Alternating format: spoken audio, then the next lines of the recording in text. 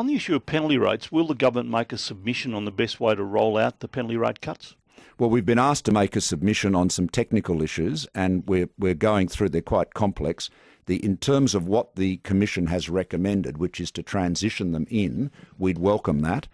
They have said that they've made a provisional decision that they would phase them in over 2 years, possibly longer, but not as long as 5, which they've done in the past, and I would certainly welcome that, because the object is, under the modern awards system, is to ensure that when changes are made, as far as possible, workers' total take-home pay is not reduced. So will you make a submission?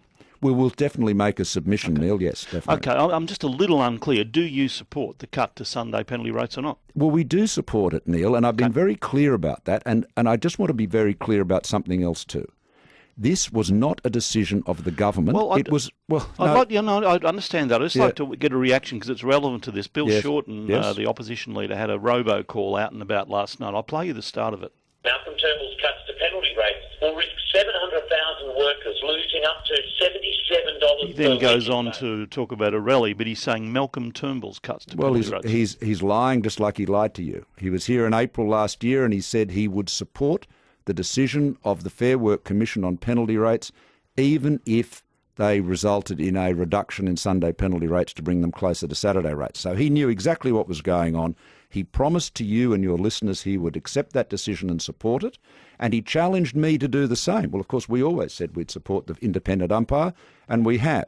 So he's the one that's broken his word, and he's lying there. But Shorten has no regard for the truth any more than Sally McManus has a regard for the law. It was a decision of the independent umpire, and they made it after carefully considering hundreds of witnesses from small business, from pubs and cafes and restaurants, and their conclusion was that by bringing Sunday rates closer to Saturday rates, you would create more jobs and more opportunities for employment, and we welcome that. The Fair Work Commission... Agree with that? We agree with that, yes. The Fair Work Commission decided to back small business, and we back small business, but it is important to remember this was not a decision of the government. This was an independent, carefully considered decision of the independent umpire, the Fair Work Commission, every member of which was appointed by a Labor government, 3 of whom were appointed by Bill Shorten.